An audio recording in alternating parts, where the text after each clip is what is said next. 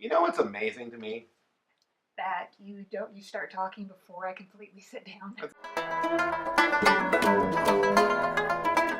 Do you know what makes Canelo so awesome? Well, I'll tell you, Rachel. okay.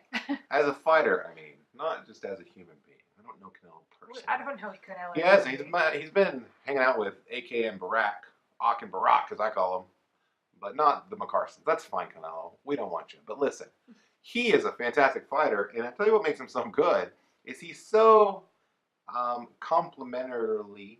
Is that a word? Complementarily. He's got things that other fighters don't have. And what I mean by that is he's one of the best offensive fighters in boxing in that he throws such creative combinations, throws punches from all over the place. He's an aggressive fighter, but adding to that, right? Usually somebody is just this or just that. He's also excellent defensively. The reason that he got the draw in the first fight against Golovkin and beat him in the second fight, it's because Golovkin couldn't hit him, right? He couldn't hit him as much as he could hit him with the jab, but he particularly couldn't hit him with power punches. Yeah.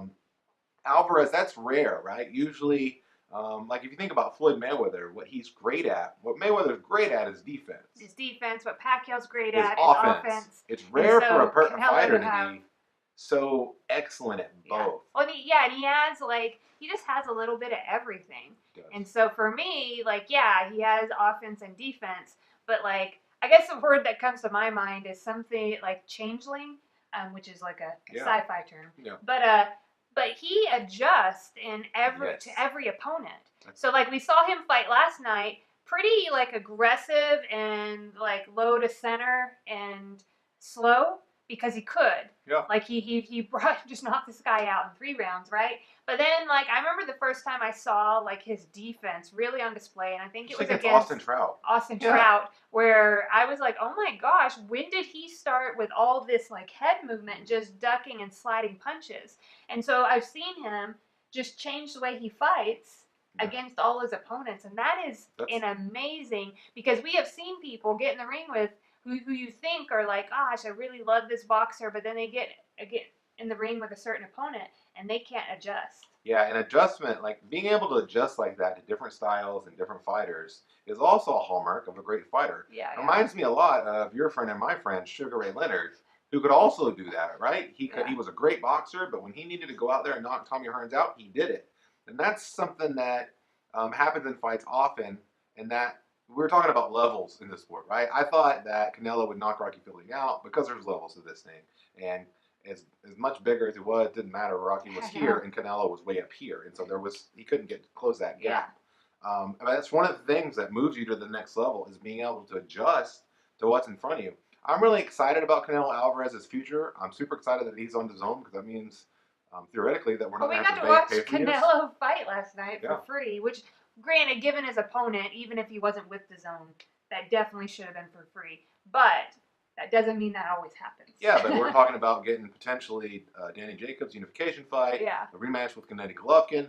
There's all these other fights out there that we're going to get on the zone now for our subscription fee, in addition to all the other great fights that they've been showing us, and they have. And so that's really exciting.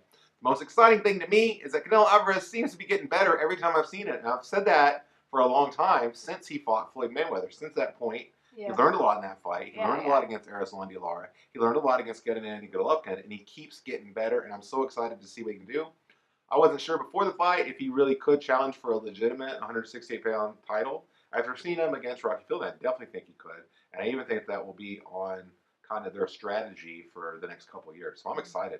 So I just want to say Viva Canelo. Viva Canelo! Do you know what his tattoo says?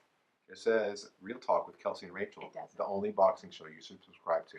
Like, comment, and subscribe. It says all that. You can't really see it because it's on his back, but, I'd actually put that on Canelo's back myself. People don't know that I'm... Maybe it does. It is in English. I was like, I just saw the word destiny. I was like, Canelo, can this be in English? Because we want to make sure that we're, targeting the right audience because we don't speak Spanish. And he was like, ¿qué? And then so I just did it. You know what I mean? So that's... Viva Canelo! You gotta sit down faster, all right? We've been working on that in the gym. Sitting down faster? No, I haven't. Well, we need to add it to your training regimen.